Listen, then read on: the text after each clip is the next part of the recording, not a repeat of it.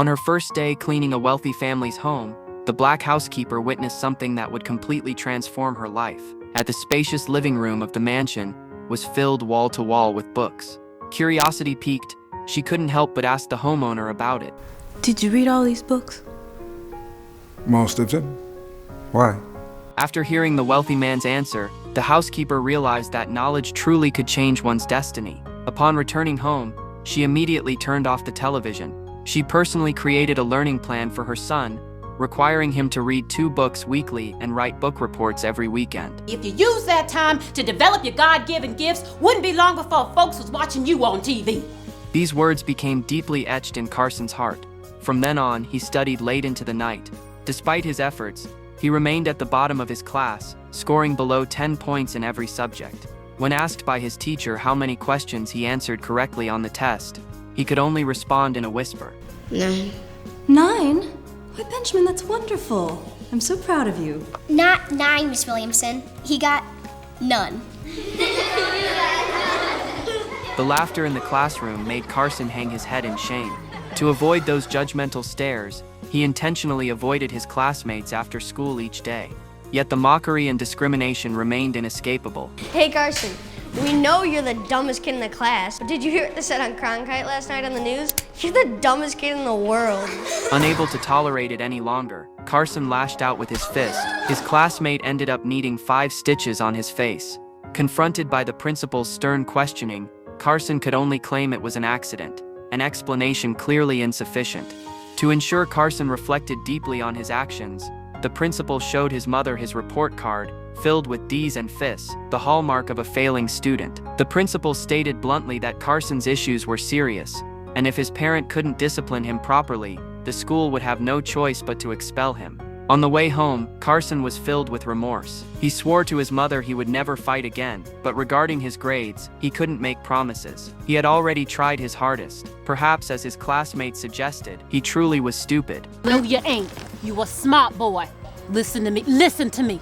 You just ain't using that smartness. Now, if you keep getting grades like that, you're gonna spend the rest of your life mopping floors in a factory, and that ain't the life I want for you.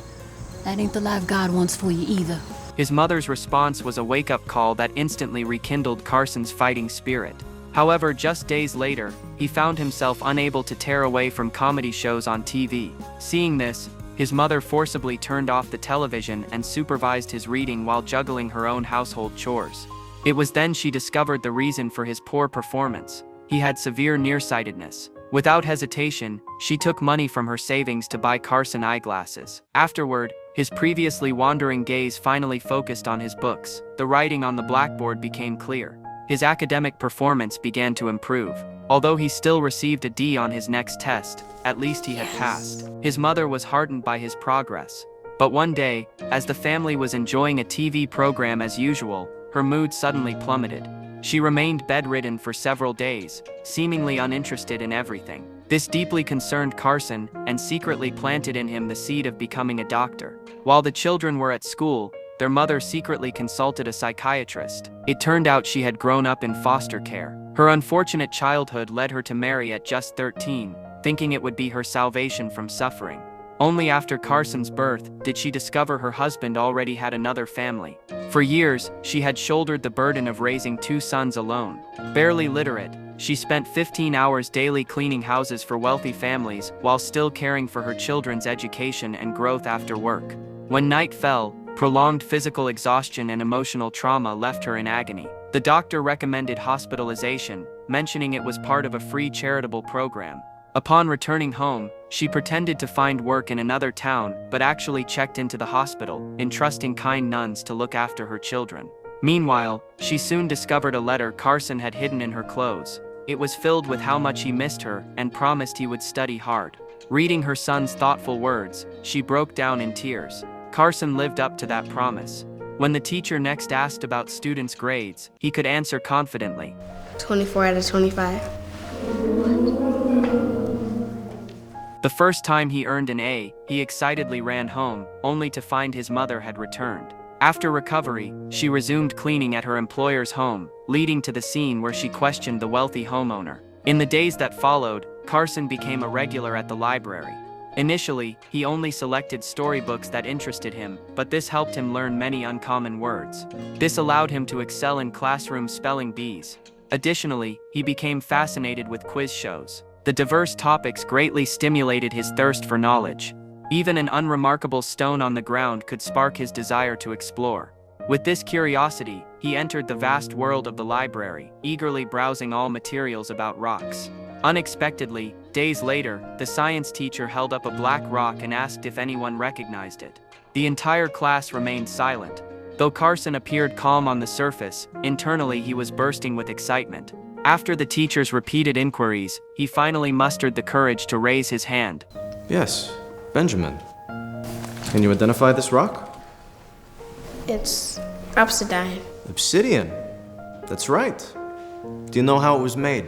Next, Carson transformed his accumulated knowledge from reading into effortless eloquence. He explained the formation principles of obsidian in detail, including specifics even the teacher didn't know. This dramatically changed how his classmates perceived him.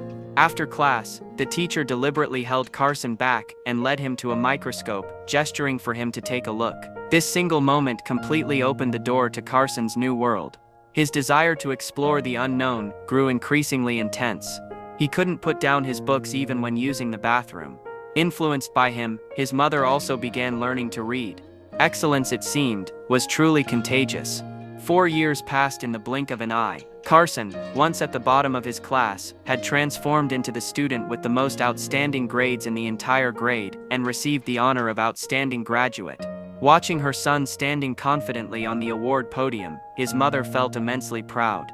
However, during what should have been a moment of celebration, a white female teacher suddenly rushed to the microphone and angrily berated the white students for being outperformed by a black child who didn't even have a father. What's wrong with you kids? You're not trying hard enough. You should be ashamed. At these words, the previously relaxed atmosphere instantly became tense. Yet no one stood up to speak for Carson. After all, this was predominantly a white space. In that moment, his mother finally understood that no matter how exceptional her son was, it couldn't change society's deep-rooted prejudice and discrimination. Upon returning home, she resolutely took out all her savings and decided to transfer Carson to a predominantly black school. This way, there would be no discrimination. Yet when Carson first entered the campus, someone mocked his old, unfashionable clothes. It became clear that discrimination knew no racial boundaries. But he quickly adapted to life there and even became friends with the troublemaker who had mocked him. After that, Carson increasingly strayed toward bad behavior, his temper growing more volatile.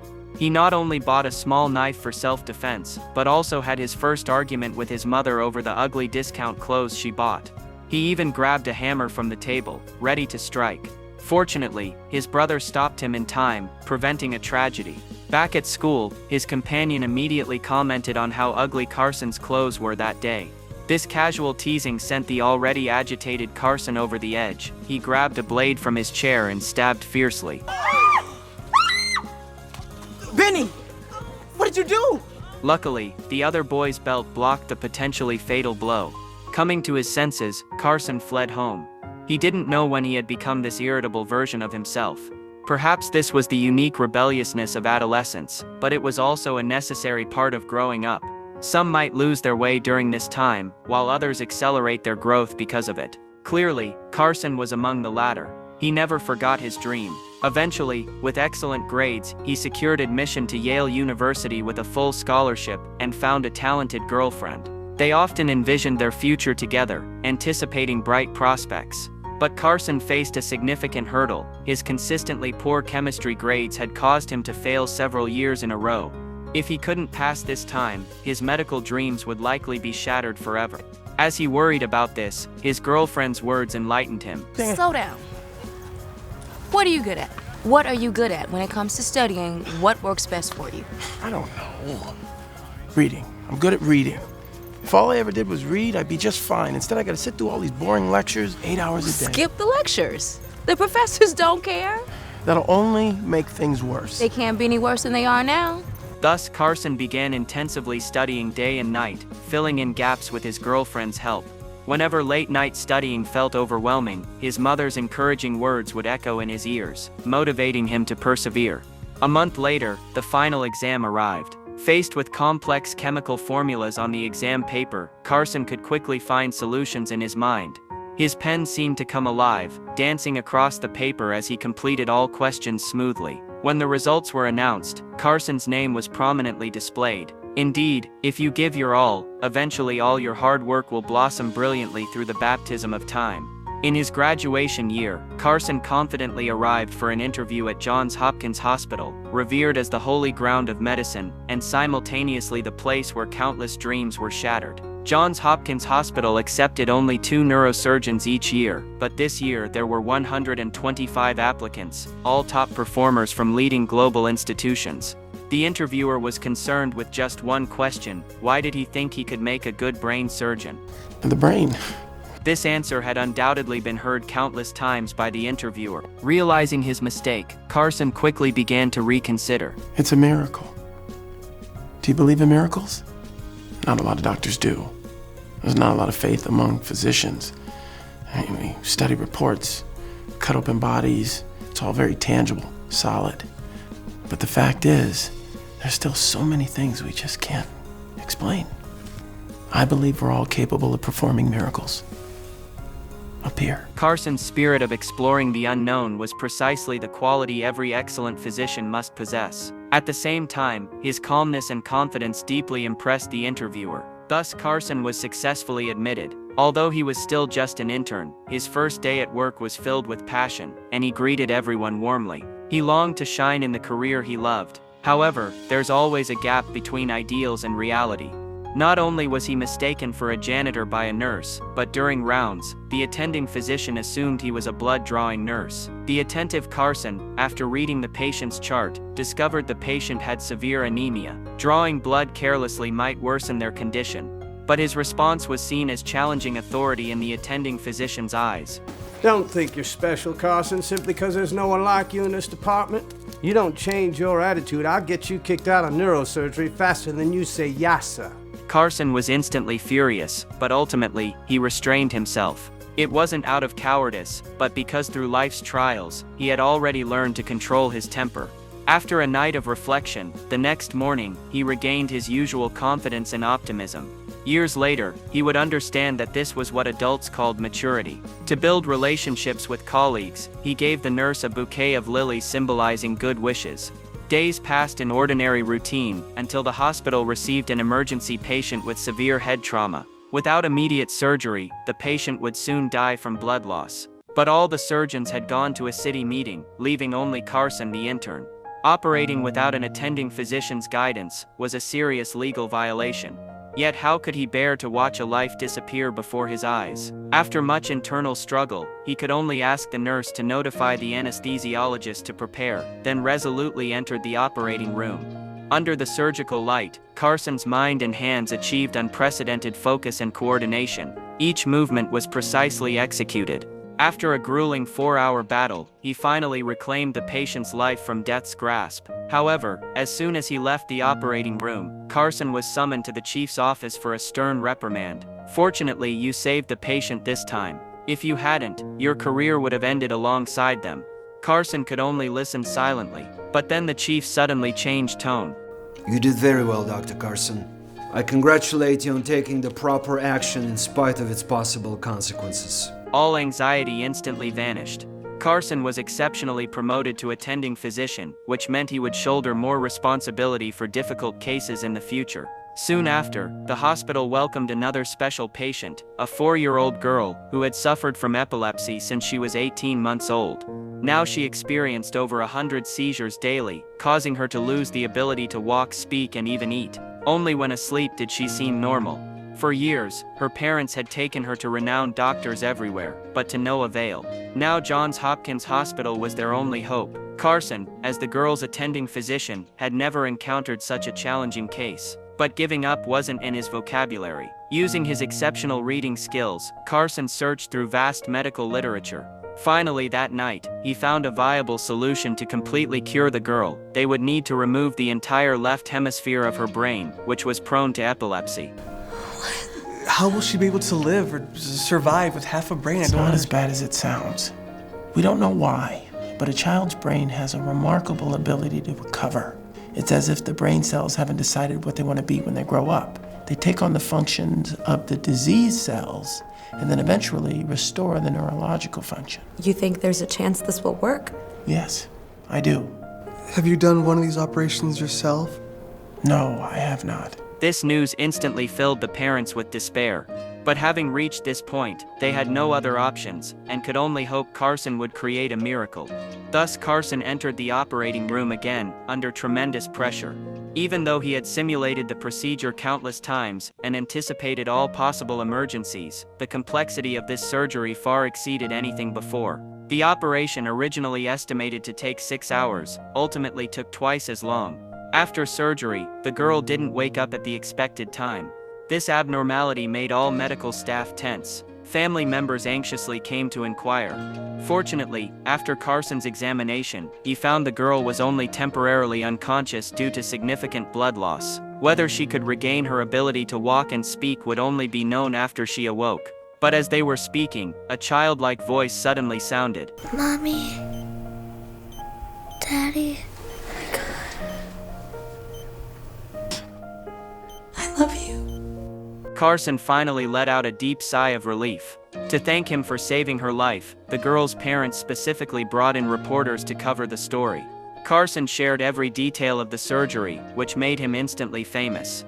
Years later, fate presented Carson with a new challenge. A pair of conjoined twins, joined at the head, arrived at a German hospital. As the most renowned pediatric neurosurgeon at the time, Carson was naturally invited to participate in discussions about the surgery. When he saw the adorable pink babies in the hospital bed, he first couldn't help but smile. But this quickly gave way to deep concern. The children's parents immediately expressed their worries and hopes. And then, as soon as I saw them, my heart melted. Please, don't ask us to choose between them. Seeing the helpless look in the eyes of these young parents reminded Carson of himself years ago. In the end, he decided to accept this daunting challenge. After initial diagnosis, Carson discovered that the conjoined twins only had partial brain tissue connection, with all other organs existing independently. This significantly reduced the difficulty of the surgery. Even so, there was no precedent for successful skull separation surgery at that time. This was because infants have limited blood volume, making the problem of excessive bleeding during surgery a critical challenge to overcome. So Carson had to once again immerse himself in medical literature searching for solutions. But months passed without any progress. The surgery date was repeatedly postponed, until one day, watching his mother turn a faucet on and off, an inspiration suddenly struck him. He immediately found the baby's parents and explained that human blood vessels are like flowing water pipes. If you could temporarily turn off the faucet, you could stop the flow. Based on this principle, Carson proposed a bold idea. The only way to do this is to stop their hearts. Stop there. It's not a new procedure. It's been used by cardiovascular surgeons for years. It's just never been applied in a situation like this. Now, we can do it in infants for an hour without causing brain damage. But that hour is critical. Why? What happens in that hour? We'll stop their hearts, then spend that hour reconstructing all the blood vessels so that when their hearts start again, there won't be any life-threatening loss of blood. After careful consideration, the couple finally agreed to the surgery. What followed was a series of intense preparations. The primary task was to equip the operating room with emergency power supplies in case of electrical failure. Then all critical medical equipment needed to be duplicated, 2 anesthesia monitors, 2 heart-lung machines, and so on. Additionally, they organized a multidisciplinary expert team, including anesthesiologists, cardiac surgeons, plastic surgeons, and neurosurgeons. The entire team numbered 50 people, filling almost every inch of the operating room. To ensure each detail could be executed with precision, each group not only repeatedly practiced their procedures, but also developed contingency plans for various emergencies. When everything was ready, this groundbreaking surgery finally began. First came the surgical procedures before cardiac arrest, which alone took over 2 hours. Next was the crucial skull separation. Carson adjusted his breathing first, clearly feeling considerable pressure himself. But with his profound professional knowledge and rich clinical experience, he remained composed as he proceeded with each operation. However, the complexity of the surgery far exceeded expectations. The process of separating blood vessels and nerves alone lasted from morning until afternoon. Just as the surgery reached the point of separating the venous sinuses, sudden massive bleeding occurred. Fortunately, Carson reacted quickly to stop the bleeding, then continued separating other areas. The surgery continued until 9:45 in the evening. At this point, another bleeding crisis emerged, more severe than before. In this critical moment, Carson suggested stopping the twins' heartbeats. This was immediately opposed by other doctors, because the blood vessels weren't completely separated yet. Stopping the heartbeat early would make it impossible to complete subsequent operations within the limited time. However, if they didn't take action, excessive blood loss would equally endanger their lives. So Carson decisively ordered a temporary halt to the baby's heartbeats. With the injection of cardioplegic solution, the twins' hearts quickly stopped beating. The next hour became a crucial race against death. Carson didn't dare relax for a moment as he focused intently on the scalpel in his hand. Every cut was a matter of life and death. When half the time had passed, the surgery entered its most intense separation phase. I'm ready to go. All right, on my mark. 3, 2, 1. Separate. Slowly. Easy. As the two small lives were successfully separated, the real challenge had only just begun. With just 27 precious minutes remaining, Carson and his team worked against the clock, quickly focusing on reconstructing blood vessels and nerves. However, rebuilding the venous confluence alone took 3 times longer than planned. When all blood vessels were reconstructed, only 5 minutes remained. Nearby medical staff rushed to open the heat pump to warm the blood. Several important nerves still needed to be sutured. Carson suddenly felt unprecedented pressure, worried he might not complete the surgery within the allotted time. Fortunately, in this critical moment, his mother's encouraging words echoed in his ears, and the hopeful gaze of the young parents flashed in his mind. All this instantly transformed into boundless strength. Finally, as the last second approached, Carson miraculously completed all nerve suturing. The cardiac surgeons then quickly restored the 2 infants' heartbeats. This meant the 22-hour surgery had achieved complete success. All that remained was for the plastic surgeon to complete the head skin repair. Afterward, Carson, with an exhausted face, walked out of the operating room. Yet he immediately found the patient's parents. Doctor? Which child would you like to see first? Thank you. Thank you. This is a movie based on true events. Since then, Carson and his team saved 5 more pairs of conjoined twins and restored hundreds of children suffering from epilepsy to normal lives over the following decades. To this day, the hemispherectomy procedure he pioneered remains the most effective treatment for severe epilepsy in children. This has made him the most renowned neurosurgeon at Johns Hopkins Medical School. Perhaps because he had experienced hardship in his childhood, Carson and his wife Candy established the Carson Scholars Fund in 1997, dedicated to helping more underprivileged students pave a path to the Temple of Knowledge. Behind all these achievements was the support and encouragement of his great mother. When young Carson was troubled by thinking he had no imagination, his mother would gently tell him, "Of course you do, everyone has imagination." Later, during a priest lecture, Carson indeed painted mental pictures of the story, as if those scenes came to life before his eyes. Whenever Carson felt he couldn't overcome obstacles, his mother would firmly tell him, "What others can do, you can do too, and you can do it better." It was his mother's repeated encouragement that ignited Carson's passion for knowledge. This is precisely what's missing in many families' education approaches. Of course, these achievements weren't entirely due to external support, they equally depended on Carson's own relentless efforts. Countless nights he immersed himself in books, watering the seeds of his dreams with sweat.